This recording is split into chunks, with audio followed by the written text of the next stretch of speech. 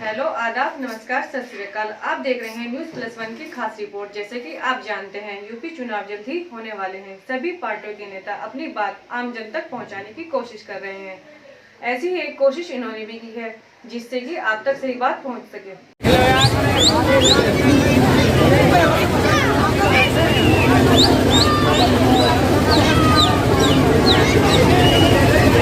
सभी को अस्सलाम वालेकुम, नमस्कार। आज के मुख्य अतिथि हमारे पूर्व कानून मंत्री सलमान खुर्शीद साहब, पूर्व लोकसभा प्रत्याशी बहन डोली शर्मा जी, सभी मंचासीन, सभी का बहुत बहुत, और जो मेरे सब साथी सामने बैठे हैं, सभी का आने के लिए बहुत बहुत शुक्रिया। दोस्तों, चुनाव का समय चल रहा है।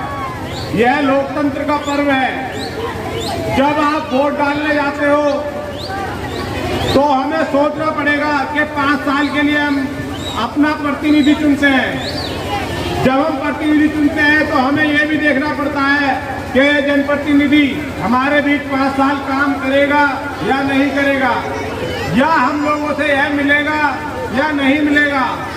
जब चुनाव आता है तो आपके क्षेत्र में हर तरह के लोग आते हैं।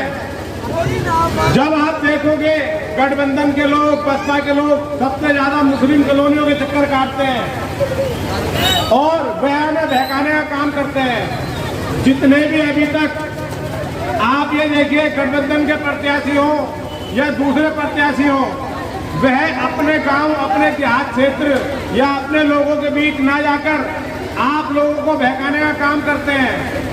आप लोगों की लीडरशिप वो पैदा नहीं होने देना चाहते हैं। लेकिन जब तक आप नहीं समझोगे तो आप लोगों के काम नहीं होंगे। जैसा हम देखते हैं, अभी हम इधर से आए हैं, जहां 15 मिनट का रास्ता होता है वहां 1-1 घंटा लगता है। आप लोगों के यहाँ की पानी की निकासी नहीं होती है। आप लोगों के विरुद्ध ऐसे ऐसे काम होते हैं, किसी का ठेला पलट दिया जाता है, किसी को धमकाया जाता है, कहीं लूट हो जाती है। आप लोग जब तक नहीं सोचोगे कि अच्छा प्रत्याशी को वोट देकर, अच्छी पार्टी को वोट देकर असेंबली में पहुंचाया जाए, जब हम वोट करते हैं तो हमें यह भी सोचना पड़ेगा कौन सी पार्टी हमारे साथ खड़ी थी। जब CA/NRC का बिल पास कर रहे थे तो कौन सी पार्टी हमारे साथ खड़ी थी। जब हम जेल में जा रहे थे तो कौन लोग हमारी जमानत करवा रहे थे।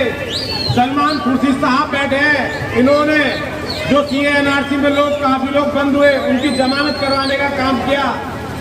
जो बिल हमारे खिलाफ पास हुए, उसका विरोध कांग्रेस पार्टी ने किया। जब हम अपना एक विधायक चुनकर भेजते हैं तो वह लोकसभा, वह राज्यसभा सांसद भी चुनते हैं। जब हम यहाँ से विधायक चुनकर भेजते हैं तो वह विधायक राज्यसभा सांसद चुनते हैं। लेकिन हमें पता नहीं होता, हम सोचते हैं यह वोट हमारी यहीं तक काम आती है।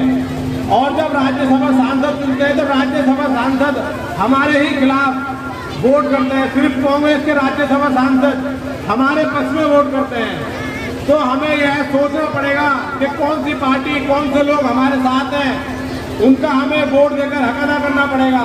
और वह पार्टी आपके साथ हमेशा खड़ी रहेगी।